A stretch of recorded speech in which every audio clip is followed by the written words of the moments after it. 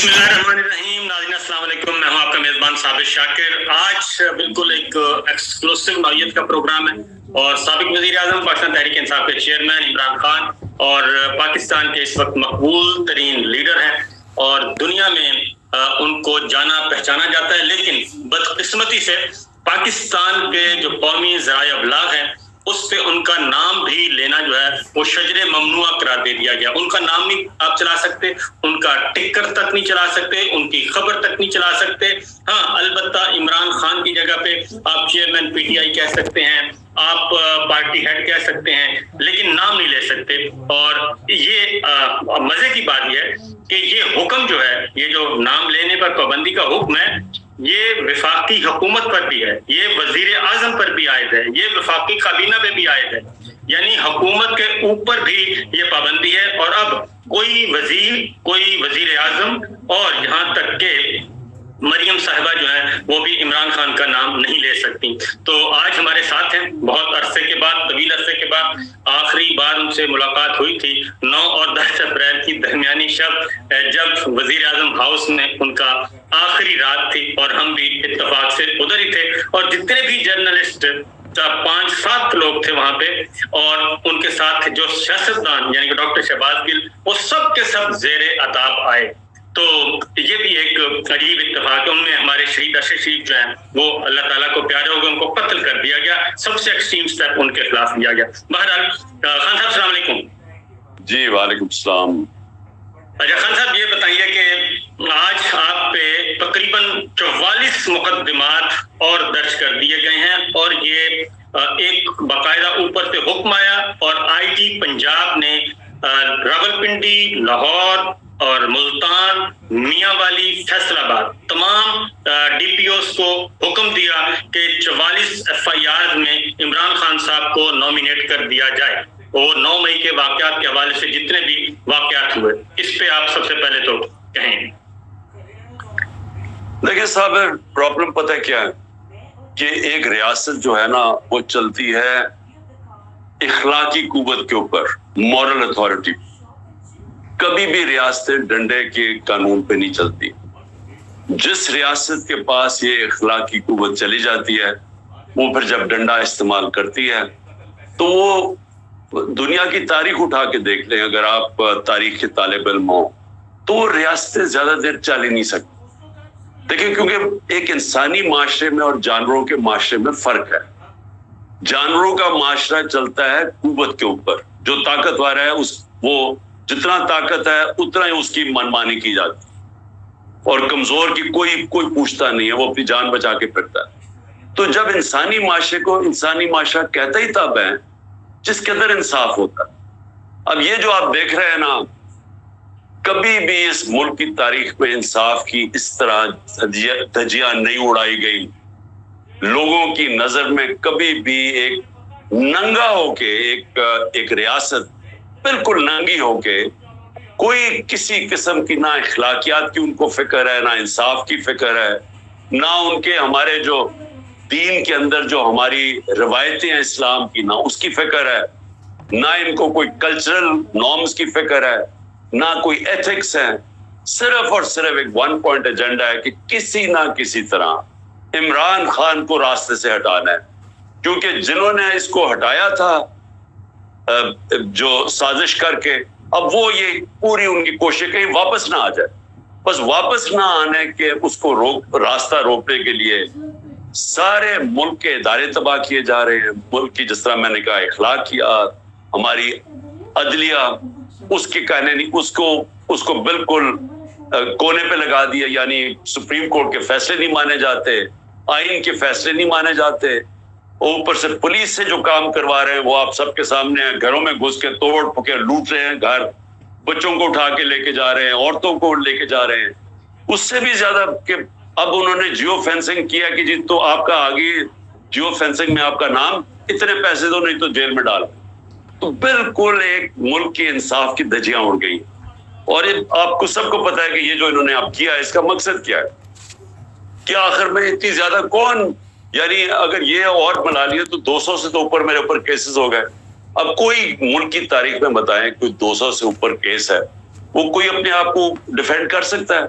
آخر نہ آخر میں کوئی نہ کوئی بیل ریجیکٹ ہوگی اور جیل میں چلا جاؤں گا. تو یہ کوشش صرف وہ ہو رہی ہے اور یہ اب سے نہیں, 14 مہینے سے کوشش کر رہے ہیں کہ کسی طرح پی ٹی آئی اور عمران خان کو ختم کریں, کیونکہ ہم نے اس کو گرایا, اب یہ واپس نہ آئے. خان صاحب یہ بتائیں کہ یہ سارا کچھ ایک ہی اینڈ سے ہو رہا ہے اور وہ ہے ملٹری اسٹیبلشمنٹ, ملٹری لیڈرشپ کی طرف سے, کیونکہ ٹی وی اونرز کو اور نیوز مینیجرز کو بلا کے ملٹری آفیشلز نے یہ کہا کہ عمران خان کا نام نہیں لینا. میں آپ کے ساتھ ایک خبر جو میری انفارمیشن ہے وہ یہ ہے کہ army chief general Asim Munir صاحب کو یہ یقین دلا دیا گیا ہے کہ اگر عمران خان صاحب آئے واپس اور پاکستان تحریک انصاف اقتدار میں آئی تو عاصم منیر صاحب اپنا ٹینیور آپ پورا نہیں کر سکیں گے. اب آپ کے پاس آپشن ہے, یا تو ان کو آنے دیں یا پھر آپ کنٹینیو کریں.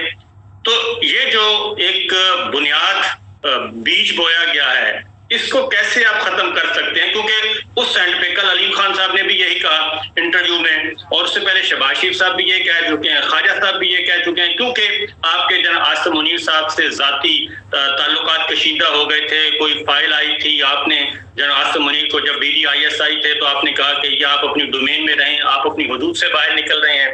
یہ ساری کانسپریسی پیچھے چل رہی ہے, اور اب یا آپ کا اقتدار میں آئیں گے یا پھر جناب عاصم منیر صاحب کنٹینیو کریں گے. دیکھیے صاحب, سب سے پہلے تو ایک چیز کلیئر ہو جائے کہ پاکستان کو ایک مضبوط فوج کی ضرورت ہے. میری طرح کے لوگ جنہوں نے ملک سے باہر کوئی جائیدادیں نہیں بنائی بلکہ جو بھی باہر بنائی تھی سب کچھ بیچ کے اپنے ملک میں لے آئے ہوں, تو میں تو ہمیشہ کبھی بھی میں نے سوچا ہی نہیں کہ پاکستان کے علاوہ میرا کوئی گھر ہے. اور میں نے یہ بھی, کیونکہ میں پہلا پاکستان کی جنریشن ہوں جو آزاد ملک میں پیدا ہوا تھا, ہمارے سارے ماں باپ بڑے غلام ہندوستان میں پیدا ہوئے, تو میں یہ سوچ نہیں سکتا کہ میں کسی کی غلامی تسلیم کروں. تو اگر آپ کے پاس ایک کمزور ڈیفنس ہوگا, فوج آپ کی کمزور ہو جائے, تو جو ہمارا یہ ہمسایہ ہے اور جو یہ BJP RSS کا جو فلسفہ ہے وہ تو پاکستان کو وجود ہی ختم کرنا چاہتا. تو ہماری تو کوشش, اور میں جب اقتدار میں بھی تھا تو ہمیشہ کوشش کرتا رہا کہ ہمارا ڈیفنس کمپرومائز نہ ہو, تو ہمیں مضبوط فوج کی ضرورت. تو پہلے تو میں یہ کلیئر کر دوں کہ جب بھی کوئی کسی فوج کے کسی آدمی کی تنقید کرتا ہے تو ایک دم اس کو ایک دم کر دیتے جی وہ ملک کے شہدا کے خلاف ہے, وہ ملک کی ڈیفنس کے خلاف ہے, وہ غدار ہے اس ملک کا. میں آج کہہ رہا ہوں کہ جو آج ان کی کالی بھیڑوں جو بیٹھی ہوئی ہیں اس فوج میں, ان کی تنقید نہیں کرتا, وہ ظلم کر رہا ہے اس ملک کے ساتھ, وہ فوج کے ساتھ ظلم کر رہا ہے. اگر میں شوکت خانم کے اندر مجھے یہ پتا چلے کہ میرے کوئی ڈاکٹرز وہاں بیٹھ کے غلط کام کر رہے ہیں اور میں کہوں کہ نہیں جی, میں اگر ان کو کہوں گا کہ ان کی نشاندہی کروں گا تو میں شوکت خانم کو نقصان پہنچا دوں گا. میں شوکت خانم کو تب نقصان پہنچاؤں گا اگر میں ان کی نشاندہی نہ کروں, ان کا احتساب نہ کروں. یہاں ایک عجیب ماحول بن گیا کہ غداری کے اوپر میرے اوپر کیس کر دیا. بھئی مجھے پتا ہے جس آدمی نے میرے اوپر گولیاں چلوائی ہیں, جو قتل کروانے کی کوشش کی ہے, میرے پر مجھے بس انویسٹیگیشن شروع کرے اور میں ثابت کروں گا وہ اس کے پیچھے تھا. اور یہ دو علاوہ شہباز شریف اور یہ رانا ثناء اللہ, یہ بھی اس کے ہم ان سب کو پتا تھا پلان کا مجھے قتل کرنے. اب بجائے اس کی انویسٹیگیشن کرنے کی میرے اوپر غداری لگا دی کہ جی آپ اس پر, یعنی کبھی دنیا میں ایسی چیز سنی ہے؟ میں نے اکیلے نہیں اس کا نام لیا, اس نے لیا, ارشد شریف کی والدہ نے, اس کی بیوی نے, اعظم سواتی نے کہا مجھے تشدد کے اندر وہ ہے, شہباز گل نے اس کا بتایا کہ تشدد جب ہوا ہے تو اوپر سے یہ جب سے یہ آیا یہی شروع ہوئی ہے چیزیں.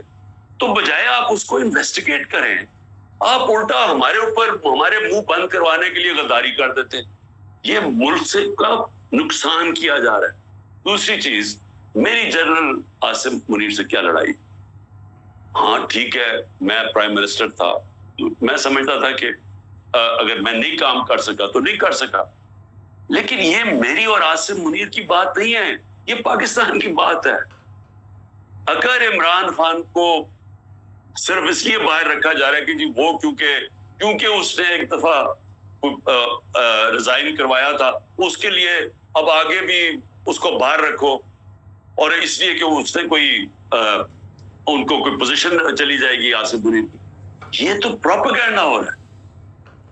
مجھے جب پتا بھی تھا کہ جنرل باجوہ شروع ہو گئے تھے میرے خلاف سازش کرنے, میں نے اس کو نہ میں کرتا تھا ڈی نوٹیفائی, لیکن میں اداروں میں انٹرفیئر نہیں کرتا تھا, نہ میں نے فوج میں انٹرفیئر کیا, نہ میں نے پولیس پہ کیا, نہ میں نے نیب میں کیا, نہ میں نے عدلیہ سے کیا, کیونکہ جب تک آپ ادارے اپنے دائرے میں رہ کے کام نہیں کرتے, وہ جب آپ کے ادارے ختم ہوتے ہیں ملک ختم ہو جاتا ہے.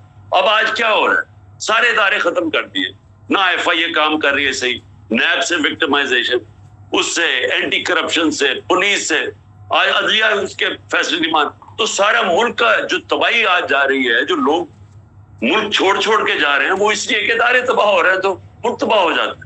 تو میں یہ واضح کر دوں کہ میری کبھی کوئی اس طرح کی سوچ نہیں تھی, نہ میں, اس لیے تو میں نے کوشش کی کہ میں بات کروں جنرل عاصم سے. کوشش کیوں کی؟ کیونکہ مجھے تو ملک کی فکر پڑی ہوئی ہے اس وقت. اچھا خان صاحب یہ بتائیں کہ فیصلے ہمیشہ جو آپ نے ذکر کیا نا کہ فوج پہ کوئی بھی تنقید کرتے ہیں انڈیویجول پہ, وہ کہتے ہیں فوج پہ تنقید ہو گئی, شہداء پہ تنقید ہو گئی, تو یہ فیصلے کرتے ہیں 3-4 لوگ, اوپر کے 3-4 لوگ. نواز شریف صاحب بھی یہی کہتے ہیں کہ 1+3 کا فیصلہ تھا 99 کا کو کا, اور آپ کے ساتھ بھی یہی ہوا. پھر پاناما جب ہوا تب بھی نواز شریف صاحب نے یہی کہا. تو اوپر کے جو 3-4 لوگ فیصلہ کرتے ہیں اور نیچے کسی کو پتہ بھی نہیں ہوتا. اب باجوہ صاحب نے آپ کو ہٹانے کا جو فیصلہ کیا وہ ڈرائنگ روم میں بیٹھ کے کیا, اس کی کنٹینیوٹی ابھی تک چل رہی ہے, بلکہ ورسٹ کنڈیشن آ گئی ہے. ہونا تو یہ چاہیے تھا کہ نومبر 29 باجوہ صاحب جب چلے گئے تھے تو نئے آرمی چیف آتے اور سچویشن کو سنبھالتے, بلکہ اس سے بھی زیادہ جو ہے ورسٹ کنڈیشن ہو گئی ہے انسانی حقوق کے حوالے سے, پولیٹیکل وکٹمائزیشن کے حوالے سے. اس کی کیا وجہ سمجھتے ہیں کہ یہ کنٹینیوٹی کیوں ہے آپ کے سلسلے میں؟ دیکھیں جنرل, میں بھی یہ سوچ رہا تھا کہ جب جنرل باجوہ جائیں گے, کیونکہ جنرل باجوہ نے تو ہٹایا تھا, تو وہ تو ڈرا ہوا تھا کہ میں واپس آ گیا تو جنرل باجوہ کے اوپر شاید میں کاروائی نہ کر دوں, تو وہ تو سمجھ آ رہی تھی اس کے ڈرنے کی. تو اس نے بڑا نقصان پہنچایا جنرل باجوہ نے اپنے آپ کو اور ساری اپنی ذات کے لیے. ایکسٹینشن اس نے ہٹایا ابھی شہباز شریف کے ساتھ مل کے اپنی ایکسٹینشن کے لیے, اور یہ بھی جو اس نے کیا, جب پتہ چل گیا کہ پبلک کھڑی ہو گئی ہے, پبلک نہیں چوروں کو تسلیم کر رہی, بڑے بڑے جلسے ہو رہے ہیں, بائی الیکشن ہم جیت رہے ہیں, تو اس نے پھر بجائے ریورس کرنے کے اپنی ذات کی خاطر اس نے ملک کو نقصان پہنچانا شروع کر دیا. وہی لے کے آیا فیصل نصیر کو. اب جب سے فیصل نصیر آیا اس نے شروع کر دیا یہ, جیسے کہ ہم کوئی دہشت گرد ہیں یا ہم کوئی کاؤنٹر ٹیررزم کا وہ ایکسپرٹ تھا جس طرح ہم دہشت, تو اس نے بڑا نقصان پہنچایا. جو اپنے ادارے کو نقصان پہنچے وہ کسی دشمن نے نہیں پہنچایا, وہ کوئی پی ٹی آئی نے نہیں پہنچایا, وہ جنرل باجوہ نے پہنچایا ان چوروں کو لا کے. اور وہ لوگوں کو پہلے یہی اسٹیبلشمنٹ ثابت کری کہ چور ہیں, ان کو لا کے اوپر بٹھا دیا, تو اس کا ریئیکشن آیا. اور اس کے بعد جو فیصل نصیر کی حرکتیں ہوئی, جو سوشل میڈیا کے لوگوں کو, یہ جو جرنلسٹ کو, جو شہباز گل کو پہلے ٹارچر, پھر اس کے بعد اعظم سواتی سے جو کیا, تو اس کے بعد یہ جو کہ جی ہم ان کو سیدھا کر دیں گے. اب وہ جو نقصان پہنچایا, میں امید رکھ رہا تھا کہ جنرل عاصم منیر آ کے چینج کریں گے پالیسی, ہم سب سمجھ رہے ہیں, لیکن میرے خیال میں ان کا بہت بڑا انفلوئنس ہے نیچے سے, ان کے کئی لوگ ان کو انفلوئنس کرتے ہیں. اور مجھے افسوس سے کہنا پڑتا ہے کہ پاکستان تو آج ایک تباہی کے کنارے پہ کھڑا کر کے رکھتی, کیونکہ ابھی تو امید ہی نہیں نظر آ رہی. اب تو یہ ہے کہ الیکشن آئیں گے تو یہ سارا جو پلان بن رہا ہے وہ تو یہی بن رہا ہے نا کہ تحریک انصاف کو ختم کر کے ان کو انہی کی بندر بانٹ کروا دو ملک کی, جنہوں نے 30 سال سے ملک کا بیڑا گرک کر رہے ہیں, جن کے ہوتے ہوئے بنگلہ دیش بھی آگے نکل گیا اور ہندوستان بھی آگے نکل گیا 90 کی دہائی میں. نہیں تو پاکستان تو 80 کی دہائی تک سب سے آگے تھا, تو ان کے ہوتے ہوئے تو تباہی ہوئی ہے. تو اب ایک اور چیز میں ذاتی طور پہ بھی میرے علم میں اگر آپ چاہیں تو شیئر کریں, جنرل عاصم منیر کے آرمی چیف بننے سے پہلے جب تنازع ہو گیا کہ پتہ نہیں آپ کو اس کو اپوز کریں گے, آپ کے ساتھ بھی کو کامن فرینڈز نے رابطہ کیا کہ عاصم منیر صاحب اگر آرمی چیف بنتے ہیں تو آپ اپوز نہیں کریں گے, تو آپ نے بھی اس کو ویلکم کیا اور کامن فرینڈز نے آپ کو بھی قائل کیا, اور کچھ کو میں جانتا ہوں. تو جیسے ہی یہ کام ہو گیا اس کے بعد وہ کامن فرینڈز کہیں غائب ہو گئے یا کدھر چلے گئے؟ کیونکہ آپ نے ویلکم کیا آرمی چیف کو. دیکھیے جی، میں تو کسی کو جانتا ہی نہیں تھا. میں تو جب یہ پہلے تو چیز پرائم منسٹر بناتا ہے آرمی چیف کو تو کانسٹیٹیوشنلی تو اس کا رائٹ تھا. دوسری چیز کہ میں تو کسی کو نہیں جانتا تھا. میں نے تو بار بار سٹیٹمنٹس دیے کہ جو بھی میرٹ کے اوپر آتا ہے ہم اس کو ہم مانیں گے، ہم کوئی انٹرفیئر نہیں کریں گے. میں نے تو پہلے آرمی چیف بننے سے پہلے میری سٹیٹمنٹ ساری سن رہے. اور جب عاصم منیر آئے تو میں نے ان کو میسج پہنچائی. میں نے کہا دیکھو مجھے یہ پتا چلا ہے کہ لنڈن پلان بنا ہوا اور نواز شریف نے آپ سے یہ گارنٹی لیا کہ آپ نے پی ٹی آئی کو ختم کرنا ہے.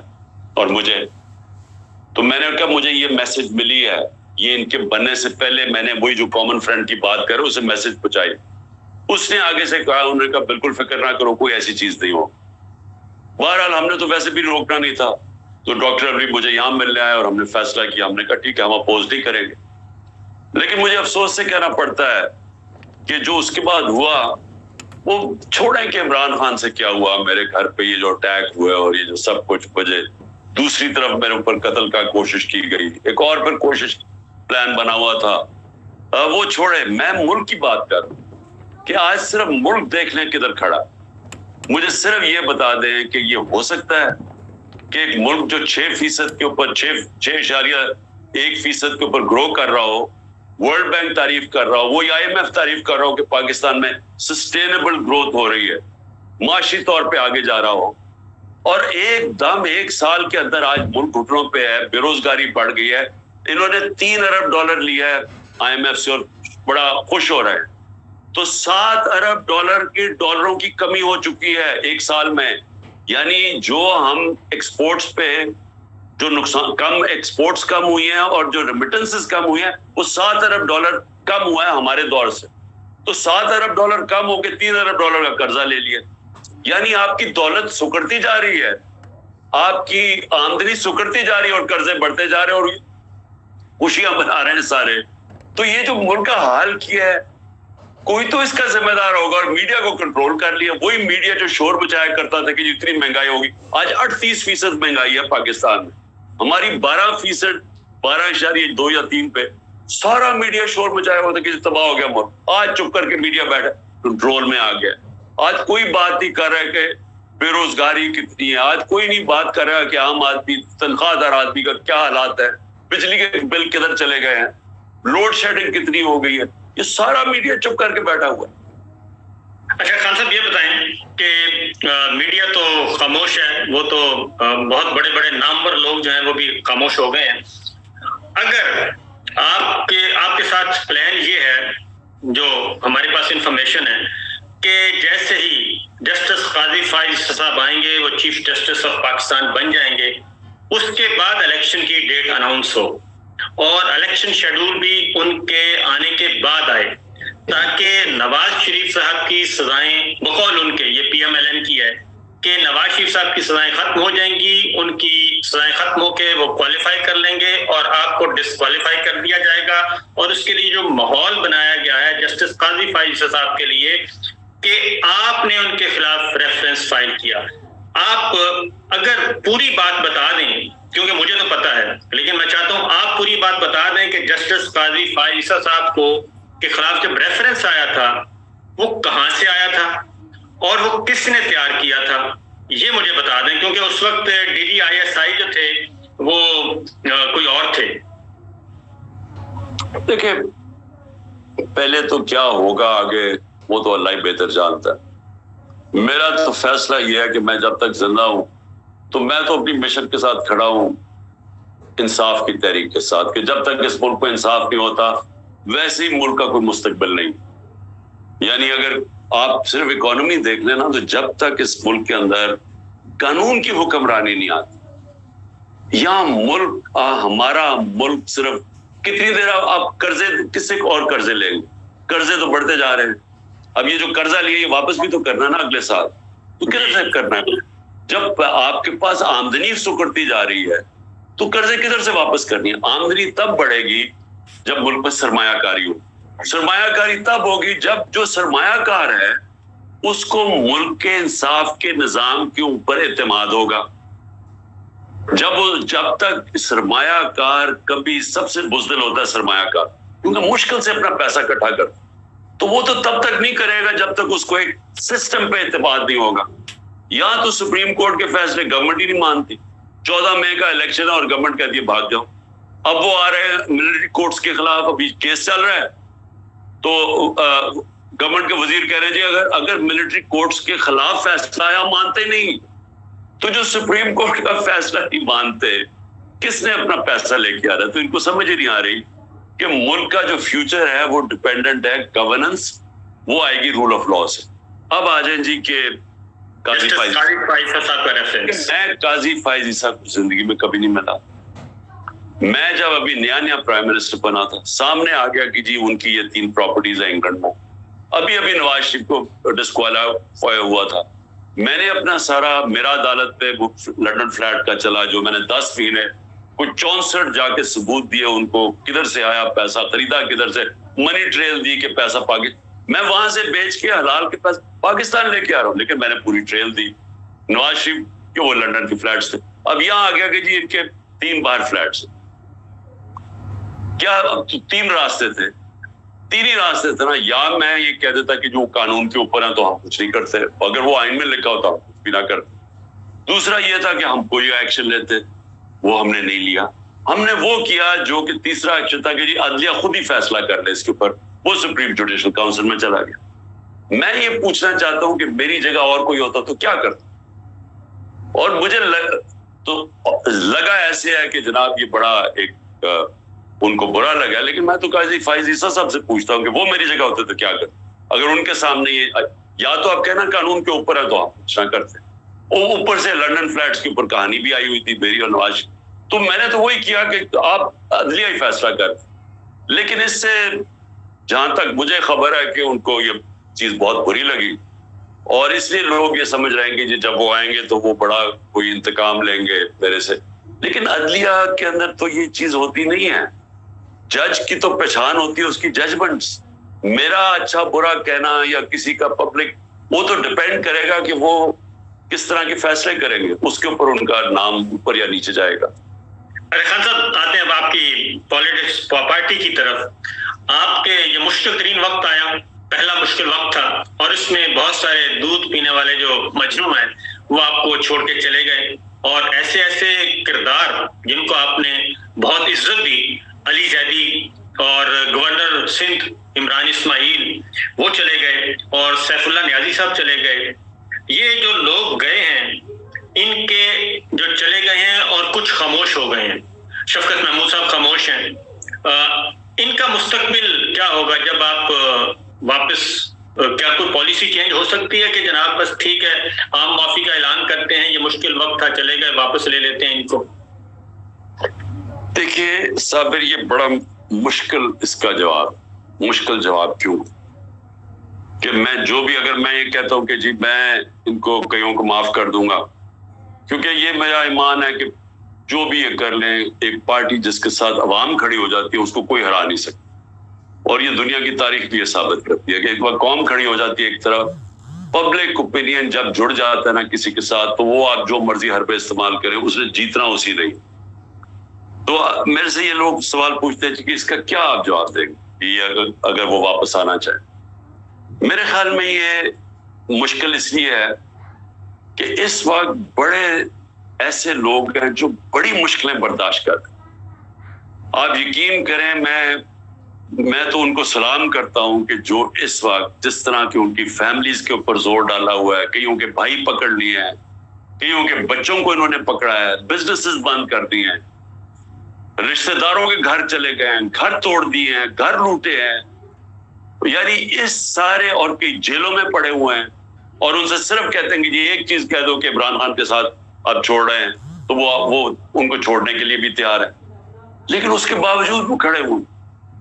تو میں اس وقت مسئلہ یہ ہے کہ میں کس طرح وہ جو لوگ اس وقت سارا پریشر برداشت کر رہے ہیں, میں ان کو کیسے فیس کروں گا اگر میں وہ لوگ جنہوں نے پریشر کے باوجود ہی پارٹی چھوڑ گئے.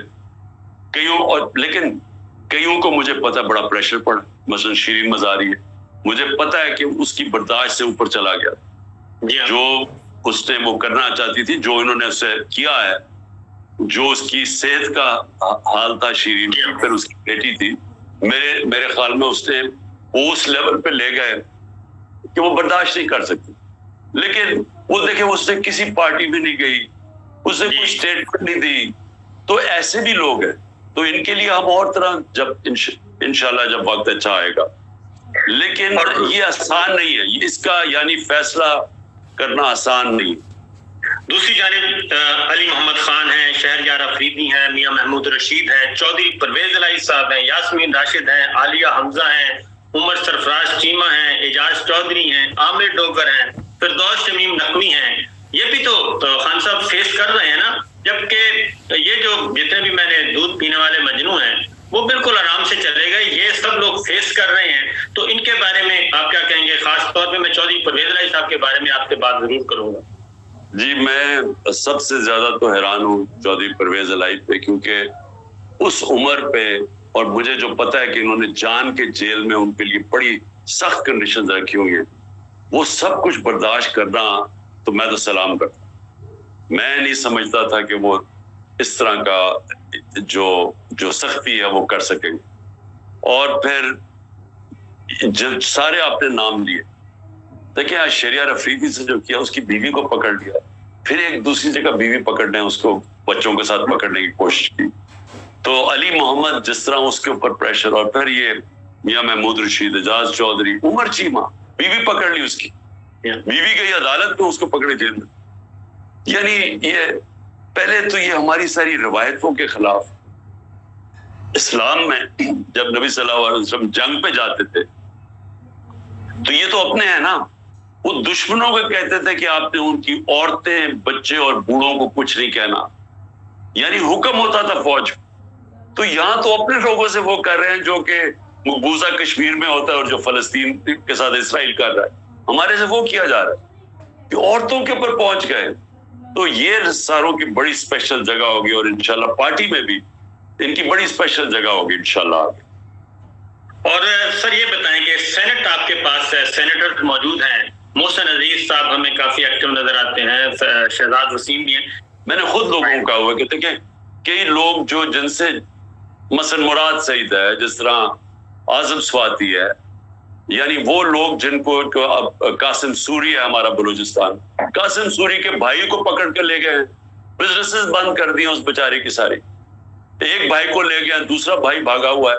تو یعنی وہ تین ہی بھائی تھے, اکٹھے رہتے تھے, تو ان کی والدہ اکیلی ہیں, یعنی ان کی جو بیوی ہیں. تو ان ساروں کے اوپر انہوں نے یہ اس طرح کا تشدد کیا ہوا اور زور لگا رہے ہیں. تو میں پھر سے یہ کہوں گا کہ میں تو ان کو خاص یہ جگہ میرے دل میں بھی ہوگی, اور پارٹی میں بھی انشاءاللہ ہم کبھی ان کو نہیں بھولیں گے. ارے خان صاحب, آپ پہ پریشر ڈالا جا رہا ہے, پیغامات بھجوائے گئے پچھلے دنوں بھی کہ آپ پارٹی کی لیڈرشپ سے الگ ہو جائیں, یعنی آپ الیکٹورل پالیٹکس سے الگ ہو جائیں, الیکشن نہ لڑیں تاکہ وزیر اعظم نہ بن سکیں, پارٹی کسی اور کے حوالے کر دیں, یا پھر آپ باہر چلے جائیں, کچھ دیر کے لیے ریسٹ کر لیں اور یہ الیکشن ہو لینے دیں. اس الیکشن کے بعد آپ آ جائیں, اس الیکشن کو آپ کے بغیر لڑنا چاہیے, اور پارٹی آپ کی اگر آنا چاہے تو کوئی ہمیں اعتراض نہیں ہوگا. تو کیا آپ نے اس بارے میں بھی کوئی پلان بی بنایا ہوا ہے, کوئی آصف علی زرداری صاحب ٹائپ کا, کہ آپ پیچھے بیٹھ کے پارٹی چلائیں اور پارٹی کسی اور کے حوالے کر دیں, کوئی کمیٹی بنا دیں, اسپیشل قسم کی سپر کمیٹی, وہ سارے معاملات دیکھیں جیسے آپ نے بنائی بھی تھی؟ دیکھیں, آصف علی زرداری یا نواز شریف یہ کوئی پالیٹکس میں کسی بڑے مقصد کے لیے نہیں آئے, یہ پیسے بنانے ہیں. ان کا اگر پیسہ بنتا رہے گا, ان کو کیا فرق پڑتا ہے, پیچھے پریزیڈنٹ بن جائے گا, اوپر بیٹھ کے پریزیڈنٹ بن کے 50 دفعہ دبئی کی نجی وزٹس پہ جا رہے ہیں. وہ نواز شریف پرائم منسٹر بن کے 22 دفعہ لنڈن پرائیویٹ وزٹس پہ گیا ہے. میرے بچے تھے وہاں, میں 3.5 سال میرے بچے وہاں انگلینڈ میں, 2 دفعہ مجھے دعوت ملی انگلینڈ میں جانے کی پرائم منسٹر. اس پہ آپ پہ بہت اعتراض ہوتا ہے, آپ پہ بہت زیادہ تنقید ہو رہی ہے کہ آپ نے یہ انویٹیشن کیوں نہیں قبول کیا. پہلی پہلی دفعہ انویٹیشن اس لیے قبول نہیں کیا کیونکہ وہاں بریکسٹ کا ایشو بنا ہوا تھا. وہ ٹریزا میں ان کی پرائم منسٹر تھی اور ان کو بہت بڑا کرائسس آیا. تو مجھے دعوت تو تھی لیکن میں نے سوچا کہ وہاں تو ٹرانزٹ ہو رہی ہے گورنمنٹ. تو جب آپ باہر جاتے ہیں ملک سے آپ بڑا پیسہ خرچ کرتے ہیں. آپ کا جو سارا جو ٹرپ ہوتی ہے آپ ملک کے ڈالرز خرچ کرتے ہیں. تو میں تو ٹرپ تب کرتا تھا جب مجھے ہو کہ میرے ملک کو فائدہ ہے. تو مجھے اس پہلے ٹرپ سے کوئی فائدہ نہیں نظر آیا. دوسری جو ٹرپ تھی وہ میں نے جانا ضرور تھا. بورس جانسن نے خاص مجھے بلایا لیکن میں اس لیے نہیں گیا کہ یہاں ایک وہ ہو گیا ٹی ایل پی کا کوئی ان کا مارچ ہو رہی تھی اسلام آباد میں. وہ پولیس والوں کو پولیس والے انجرڈ تھے اس کے اندر وہ بڑا ہو رہا تھا اسلام آباد آ رہے تھے. تو جب ملک پہ کرائسس ہو میں کیسے چھوڑ کے ملک باہر جا سکتا ہوں. تو میں کہنے کا میرا مقصد یہ ہے کہ مجھے تو ٹائم نہیں ملا نجی دورے کرنے کا جو نواز شریف 22 دفعہ لندن چلا گیا. تو ان کے مقصد اور ہیں پاور میں آنے. میں اس لیے نہیں پاور میں آیا کہ میں کوئی پاور پالیٹکس کر کے تو اچھا جی میں پیچھے بیٹھ جاتا ہوں پھر مجھے باری مل جائے گی.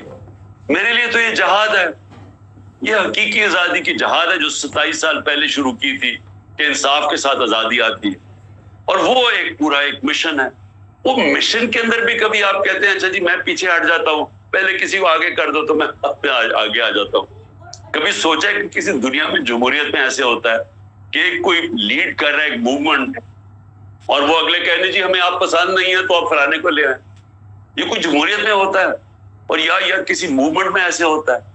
یہ تو تب ہوتا ہے جب بندر بانٹ ہو رہی ہو جو آج کل بندر بانٹ دبئی میں بیٹھ کے ہو رہی ہے. اچھا جی تمہیں ہم سندھ دے دیں گے اچھا تمہیں ہم کراچی دے دیں گے. خان صاحب ایمان صدر آپ کے لیے کیسا رہے گا؟ کیا مطلب؟ یعنی کہ آپ صدر مملکت بن جائیں. دیکھیں میں یعنی اگر میں نے صدر بننے کے لیے پالیٹکس کرنی ہے تو میں پالیٹکس کر کیوں رہا ہوں؟ میں ویسے ہی نہ کروں. مجھے اللہ نے کسی چیز کی کمی دی ہے. قوم عزت کرتی ہے دنیا میں آ جاتا ہوں اللہ نے عزت دی ہے تو مجھے ضرورت کیا کہ میں جا کے وہاں بیٹھ جاؤں کسی وقت کے اندر. میں اس لیے تو نہیں پالیٹکس کر رہا. اچھا آپ نے ذکر کیا دبئی کا. پاکستان میں خان صاحب اقتدار حاصل کرنے کے لیے اور اس کو برقرار رکھنے کے لیے اب تو آپ کو بھی پتہ چل گیا ہوگا کہ بہت سارے جو پاور کوریڈورز ہیں وہاں پہ مختلف ایلیمنٹس ہیں ان کے ساتھ آپ کو معاملات سیٹ کرنے پڑتے ہیں. ان میں سے ایک ہماری ملٹری اسٹیبلشمنٹ ہے دوسرا ہمارے دوست ممالک ہیں. اس وقت بھی جو زرداری صاحب ہیں وہ یو اے ای کو میں بیٹھ کے لابنگ کر رہے ہیں. نواز شریف صاحب یو اے ای اور پلس ہمارے سعودی عرب کے برادر ملک کے ساتھ رابطے میں ہیں. ان کے ذریعے کوئی نہ کوئی راستہ نکالنے کی کوشش کر رہے ہیں. اور اسی طریقے سے آپ کے بلاول اس وقت امریکہ میں ہیں وہ وایا بائیڈن انتظامیہ کے ذریعے کوئی راستہ بنانے کی کوشش کر رہے ہیں. تو آپ کے ان ممالک کے ساتھ خاص طور پہ ایم بی ایس اور یو اے کے ساتھ آپ کے اس وقت کیا مراسم ہے؟ کیا وہ اس میں انٹروین کریں گے کہ جناب عمران خان صاحب کو آپ مائنس کریں بس ٹھیک ہے ان کے لیے راستہ ہموار کریں ہماری ملٹری اسٹیبلشمنٹ کو کہیں گے وہ؟ دیکھیں صابر اگر مجھے اور ملکوں کے کندھوں پہ چڑھ کے آنا پاور میں آنا ہے تو میں آنا ہی نہیں چاہتا. میں پاور میں صرف آنا چاہتا ہوں اگر پاکستان کی عوام مجھے الیکٹ کرے. اگر وہ الیکٹ نہیں کرتی میں آپ کو یقین دلاتا ہوں کہ میں اپنی زندگی سے بڑا مطمئن ہوں. مجھے کسی چیز کی کمی نہیں ہے. ان لوگوں کو تو ہے نا کہ انہوں نے تو زندگی میں کبھی مجھے تو اللہ نے سب کچھ دکھا دیا. میں تو وہ اللہ نے شہرت میری سوچ سے بھی زیادہ دنیا میں عزت یعنی مجھے کس چیز کی کمی. آپ یقین کریں کہ میرے جو 3.5 سال پرائم منسٹر کے تھے میرے اتنے مشکل تھے کیونکہ میں نے اپنی میں کی نفی کر کے پرائم منسٹر تھا.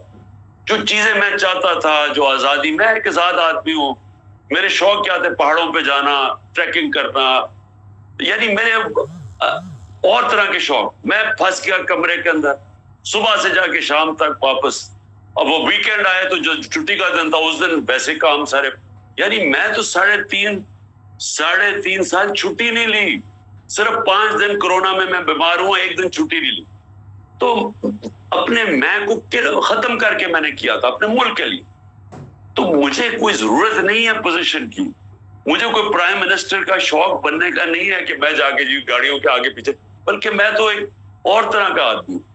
میں تو اکیلے پن میں ٹائم گزارا ہے. میرے شوق ہی سارے اور ہیں. میری ٹریکنگ اب وہ کر ہی نہیں, جب سے پرائم منسٹر بنا ہوں ٹریکنگ ہی نہیں کر سکتا. یعنی جو پہاڑوں پہ مجھے جو ایک ہی تو میرا اصل شوق رہ گیا, یا وہ شکار ہوتا تھا وہ تو ختم ہی ہو گیا.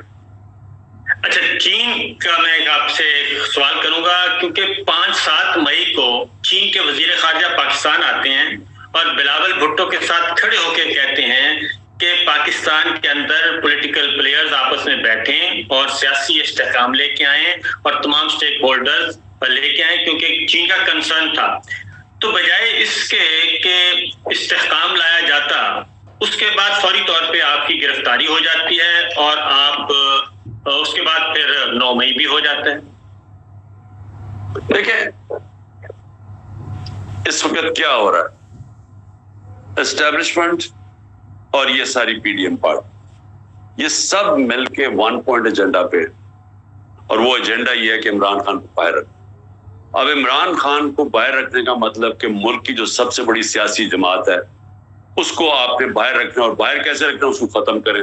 ختم کیسے کر رہے ہیں؟ یہ جو 9 مئی کا سارا ڈرامہ تھا, اب یہ جس وقت مجھے موقع میں کہتے ہیں جی ملٹری عدالتوں میں عمران خان کو ٹرائی کرو, میں صرف ایک چیز چاہتا ہوں, مجھے ملٹری عدالتوں میں میرا ٹیلی وائزڈ ہو جو میں باتیں کروں گا. میں کوئی وکیل نہیں چاہتا, میں اپنا خود ڈیفینس کروں. میں یہ ثابت کروں گا کہ سارا پری پلان, یہ پلان ہی یہ تھا کہ 14 مہینے سے کرش کرنے کی کوشش کر رہے تھے. وہ انہوں نے وہ 9 مئی کو استعمال کر کے تو یہ جو 10,000 48 گھنٹے میں 10,000 لوگوں کو پکڑ لیا. تو پہلے سے پلان ہوگا تو پکڑا تھا نا. جس پارٹی نے کبھی کوئی توڑ پھوڑ نہیں کی, جب گولیاں لگی تو نہیں کی, تو ایک دم جب انہوں نے جلانا گرانا شروع کر دیا تو یہ پری پلان تھا. کہنے کی میں یہ کوشش کر رہا ہوں کہ یہ جو لوگ اوپر بیٹھے ہوئے اسٹیبلشمنٹ, اور یہ اس وقت پاکستان کا نہیں سوچ رہا. وہ جو چائنیز نے جو بات کہی تھی وہ ملک کا سوچ رہا تھا. کوئی بھی آدمی آج پاکستان کا سوچ رہا ہے وہ ایک ہی چیز کہے گا کہ پولیٹیکل سٹیبلٹی لے کے آؤ. پولیٹیکل سٹیبلٹی آئے گی صاف اور شفاف الیکشن سے. اگر آپ صاف اور شفاف الیکشن نہیں کروائیں گے, جو بھی یہ حربے استعمال کر رہے ہیں, جو بندر بانٹ کر رہے ہیں, یہ ملک کو تباہی کی طرف لے کے جا رہے ہیں. دیکھیں ملک کو چاہیے بڑی سخت ریفارمز. کوئی بھی ریفارم نہیں کر سکتا جب تک پبلک اس کے ساتھ نہ کھڑی ہو. جب آپ ایک پبلک مینڈیٹ لے کے آئیں گے پھر ہی آپ ریفارمز کر سکتے ہیں. یہ 14 مہینے میں انہوں نے ملک کا تو جو ملک سے کیا کوئی دشمن بھی نہ کرے, تو اب انہی کو کہیں گے کہ یہ پھر سے ریفارمز کریں گے. یہ کیسے کریں گے؟ اور کوئی اور یہ سمجھ رہے جی ٹیکنوکریٹک سیٹ اپ آگے کرے گا. آج تک کسی ٹیکنوکریٹک سیٹ اپ نے آگے کوئی ملک ٹھیک کیا؟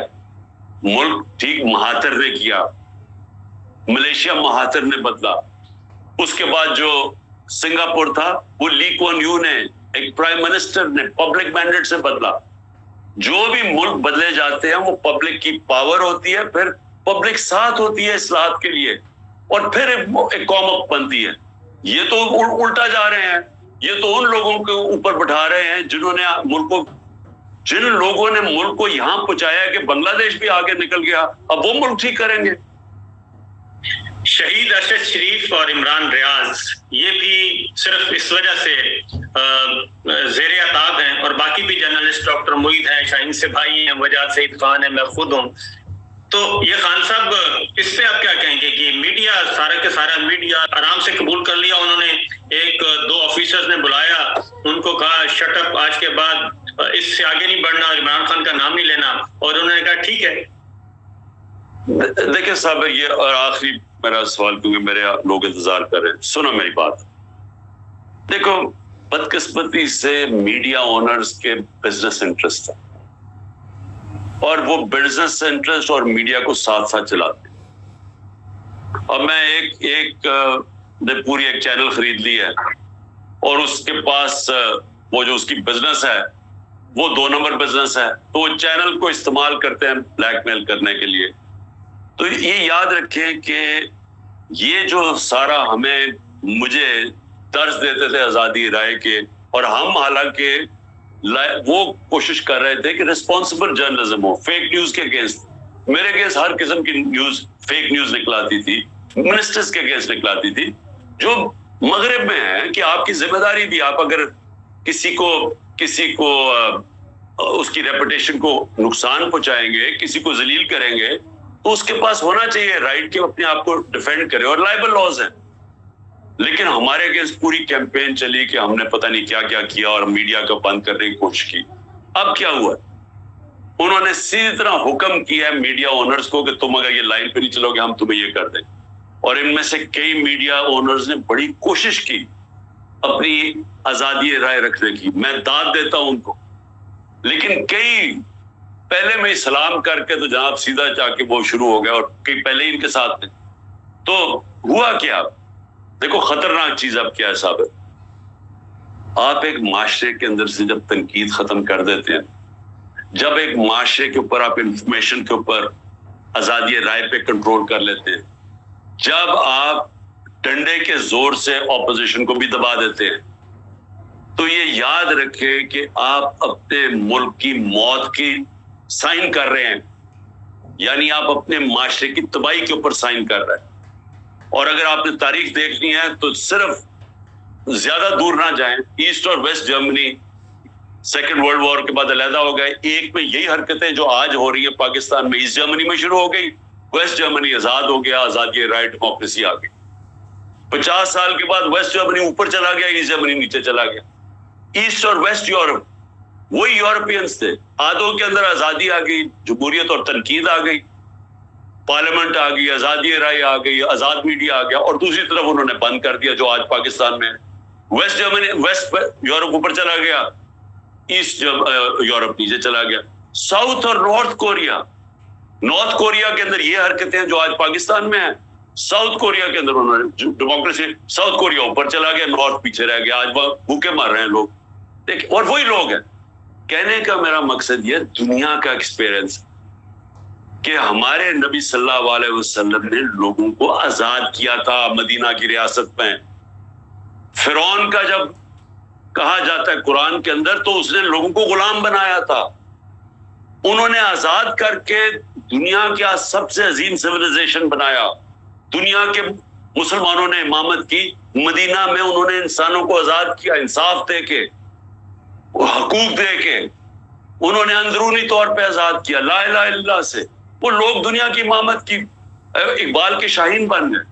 اور وہی جو فرعون کا قرآن میں جب دیتے ہیں ذکر, وہ غلام بناتا تھا. لا الہ الا اللہ انسانوں کو انسانوں کی غلامی سے آزاد کرتا ہے, اور آزاد انسان ہی اوپر جاتے ہیں. تو یہ تو ہمیں اندھیروں کی طرف لے کے جا رہے ہیں, یہ تو تباہی کی طرف لے کے جا رہے ہیں کہ لوگوں کے منہ بند کر کے ڈنڈے مار کے یہ ویگو ڈالے آ رہے ہیں اور لوگوں کو اٹھا کے لے کے جا رہے ہیں جو اختلاف کرے. اور یہ یا تو ملک بڑا ترقی کر رہا ہو, اوپر سے ملک بھی نیچے جا رہا ہے. یعنی ہماری ملک کی لوگ چھوڑ کے جا رہے ہیں, امیدیں ختم کر دی ہیں انہوں نے. جو یہ آپ کے 9-10 لاکھ پروفیشن چھوڑ کے گئے ہیں, کوئی اندازہ لگا سکتا ہے کہ ان کا کتنا پاکستان کو نقصان ہے. اور جو پروفیشنلی نہیں جا رہے وہ اپنے ڈالرز بھی باہر لے کے جا رہے ہیں, پیسے چینج کرتے ہیں اور ڈالر باہر. تو ملک کا کیا بنے گا؟ میں تو سب سے یہ بات, جب میں نے, اب تو میں بات ہی نہیں کرتا, پہلے میں کہہ رہا تھا, کوشش کی کہ جی اسٹیبلشمنٹ سے بات چیت کریں. وہ ایسے سمجھے کہ جی شاید عمران خان بڑا کوئی گھبرا گیا یہ سارے کریک ڈاؤن سے یا جیل سے. میں تو اپنے ملک کا سوچ رہا ہوں کہ یہ جو آپ نے راستہ پکڑا ہوا ہے, یہ تو ملک کو آپ تباہی کی طرف لے کے جا رہے ہیں. یہ تو امید ہی ختم کر دی ہے ملک. تو آگے آپ کے پاس راستہ بھی کوئی نہیں ہے, روڈ میپ بھی کوئی نہیں ہے. آخری سوال, آپ دوبارہ برسر اقتدار آتے ہیں, پہلا جو ٹینور ہے, کیا وہ غلطیاں آپ دوبارہ ریپیٹ کریں گے؟ For example, army chief general Bajwa صاحب تھے, ان کو آپ کے پرنسپل سیکرٹری پسند نہیں تھے, ان کو آپ کے وزیر اعلیٰ پنجاب پسند نہیں تھے, ان کو آپ کے وزیر اعلیٰ خیبر پختونخوا پسند نہیں تھے, ان کو آپ کے وزیر خزانہ پسند نہیں تھے, ان کو آپ کے وزیر داخلہ پسند نہیں تھے. تو یہ سارا کچھ ہو رہا تھا, تو کیا آپ ایک تو یہ بتائیں لوگوں کو کہ آپ کے ساتھ کیا کچھ ہو رہا تھا, کہ آپ کس حد تک آزاد تھے اس وقت, پھر آپ کے ساتھ جو یہ چھوٹی جماعتیں ساتھ لگا دی گئیں, تو آنے والا وقت کیا آپ کمپرومائز کر کے آئیں گے اور دوبارہ سے وہی غلطیاں دہرائیں گے, یا پھر انڈیپینڈنٹلی آپ ہائیبریڈ رجیم نہیں بلکہ ایکچوئل جو ڈیموکریسی ہے وہ لے کے آئیں گے؟ دیکھیں جی، پہلے فیصلہ کرنے کہ پاکستان کو اس دلدل میں سے نکالنا یا نہیں نکالنا، یا ہم نے یہی بندر بانٹ کر دی. یہ بندر بانٹ ہی کر رہا ہے نا. یہ جو اب دبئی میں ہو رہے بندر بانٹ ہو رہی ہے کہ آپ کو یہ ہوگا یہ شیئر آپ کا، یہ شیئر اور کیا ہو رہا ہے. بندر بانٹ کرنا ملک کو مستقبل نہیں. اس ملک کی اصلاحات کر رہی ہیں، بڑے فیصلے کر رہے ہیں، وہ پبلک مینڈیٹ سے ہوں گے، اور وہ تب ہوں گے جب کہ ایک کلیئر فیصلہ ہو کہ کیا ملک میں آپ نے قانون کی حکمرانی قائم کرنی ہے یا نہیں کرنی، یا آپ نے ایک لوگوں کو کہہ دینا کہ جی آپ ملک میں قانون سے اوپر ہیں، آپ جو مرضی کریں، چوری کریں تو آپ کو NRO مل جائے گا، آپ جو مرضی رات کو لوگوں کے گھروں کے توڑ کے اندر گھس جائیں، لیکن کیونکہ آپ طاقتور ہیں آپ ایکس پرائم منسٹر کو بھی قتل کرنے کی کوشش کریں تو آپ کے FIR نہیں کٹے گی. اگر تو یہ ملک چلانا ہے، آج میرے سے صابر سن لو، ملک کا کوئی مستقبل نہیں رہا. یہ ملک بڑی تیزی سے ہی ہمیں نیچے لے کے جا رہے ہیں، اور مجھے افسوس سے کہنا پڑتا ہے جس تیزی سے ہندوستان اوپر جا رہا ہے، خطرہ یہ ہے کہ وہ ملک تیزی سے اوپر جا رہا ہے جو ابھی امریکہ سے ڈیل کر کے آیا ہے وہ نریندر مودی، جب اس نے تکبر میں کہا کہ جی پاکستان کو تو بھول ہی جاؤ، اپنے بوجھ میں مرنے والا ہے. تو وہ ٹھیک کہہ رہا ہے کہ اگر ہم نے اسی طرح چلتے رہے ہم گئے. دوسری طرف یہ کہ دیکھیں پرائم منسٹر جس کو آپ ذمہ داری دیتے ہیں، جو پبلک سے مینڈیٹ لے کے آتا ہے، اتھارٹی اس کی ہوتی ہے. جنرل باجوہ کون ہوتا ہے کہنے والا کہ جی مجھے تمہارا پرنسپل سیکرٹری فلانا نہیں پسند تو CM نہیں پسند. مینڈیٹ تو میں لے کے آیا ہوں، مجھے لوگوں نے جج کرنا ہے بعد میں کہ الیکشن میں کہ انہوں نے فیصلہ کرنا ہے کہ میں نے میرے ملک ٹھیک چلایا یا نہیں. تو جنرل باجوہ اگر اتنے بڑے جینیس تھے تو وہ جو یہ لے کے آئے یہ 14 مہینے کا یہ جو سیٹ اپ ہے جنہوں نے ملک کا بیڑا غرق کر کے رکھ دیا ہے، تو وہ مجھے ذرا سمجھائے نا کہ یہ ساگڈار کو وہ سمجھتا تھا بہت بریلینٹ ہے، اور یہ شہباز شریف کو. تو یہی سلیکشن ہوئی نا اس کی کہ وہاں اس گورنمنٹ کو جو 6.21 سے 4% پہ جو گرو کر رہی تھی اس کو ہٹا کے تو ان کو لے کے سارا کچھ ہی ملک کا ایک چیز بتائے کہ انہوں نے بہتر کی ہو. تو اس کا مطلب کہ وہ جو اپنے آپ کو سمجھتا تھا کہ میں سارا، کیونکہ پاور اتنی زیادہ تھی، وہ تکبر میں سمجھتا تھا سب کچھ جانتا ہے. بھئی آخر میں یہ سمجھائے کہ اکانومی پاکستان کی جو ہماری دور میں تھی، کرونا میں کس نے کرونا میں نکالا ہے؟ یہ تو سارے مجھے کہہ رہے تھے ملک کو لاک ڈاؤن کر دو. جنرل باجوہ کا 2 دفعہ ٹیلی فون آیا کہ جی وہ دیکھیں ساری دنیا میں لاک ڈاؤن کیا ہوا ہے، آپ کے اوپر بڑے برا وقت آئے گا اگر یہ پھیل گئی. میں نے فیصلہ کیا تھا روکنے کا کہ میں نہیں کرتا لاک ڈاؤن، غریب مر جائے گا یہ. تو میری ذمہ داری تھی نا. تو اللہ کا کرم ہے کہ دنیا نے ہمیں کہا کہ وہ ملک ہے جس سے سب سے بہترین. امریکہ کا جو فائنینشیل ایڈوائزر تھا ٹرمپ کا، اس نے کہا پاکستان کو اگر ہم فالو کرتے ہیں تو ہم 10 کروڑ ڈالر بچا سکتے ہیں اپنے ملک کے، جو ہماری پالیسیز تھی. تو پوائنٹ یہ ہے جس کی ذمہ داری ہے، میں کچھ اور کہوں صابر، ذمہ داری میری ہے، اتھارٹی وہ مجھے کہہ رہا ہے کہ جی وہ اس کو چینج کر دو اور علیم خان کو لے آؤ. میں اس کو سمجھاتا رہا. میں نے کہا مجھے LDA نے پریزنٹیشن دی ہے کہ 200 ارب روپے کی زمین اس نے اس کے اوپر قبضہ کیا ہوا، اس نے فارسٹ کی زمین LDA نے پریزنٹیشن دی ہے. میں پہنچا رہا ہوں اسے، وہ کہتا نہیں جی اس کو لے آؤ. اس کے لیے کرپشن کوئی بری چیز ہی نہیں تھی. تو دیکھیں یہ غلط ہے کہ آپ یہ چاہیں کہ آپ اگر یہ چاہتے ہیں کہ میں نے ایسا کمپرومائز کر کے آنا ہے کہ ہم صرف میں پرائم منسٹر بن جاؤں تو باقی سب کچھ ٹھیک ہے، میں وہ پرائم منسٹر بننا ہی نہیں چاہتا. اور لاسٹلی ٹائم ختم ہو رہا ہے کہ فارن پالیسی پہ بھی خان صاحب یہی ایشو ہے، فارن پالیسی بھی پرائم منسٹر نہیں ڈیل کرتے.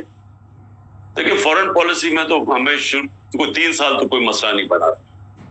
فارن پالیسی میں تو جو میری فارن پالیسی جو تھی وہ بڑی اسٹریٹ فارورڈ تھی کہ میں تو فارن پالیسی بنا رہا تھا پاکستان کے لیے کہ میری قوم کے لیے بہتری کیا. اور میں سمجھتا ہوں کہ نان الائن فارن پالیسی جو ہندوستان کی ہے ہمیں وہ فالو کرنی چاہیے، ہمیں کوئی کسی کی غلامی نہیں کرنی چاہیے. لیکن آخری 6 مہینے میں جنرل باجوہ کی کوئی اور ویوز وہ کہتے ہیں، وہ مجھے کچھ سمجھ نہیں آئی کہ ہوا کیا اس کو. ایک دم وہ میں ڈیپ جاؤں گا نہیں. تو آخری 6 مہینے میں اس میں کوئی شک نہیں کہ وہ ایک دم ڈائیورجنس، لیکن 3 سال تک تو کوئی پرابلم نہیں تھا، فارن پالیسی پہ کنسنسس تھا. اوکے جی، تھینک یو.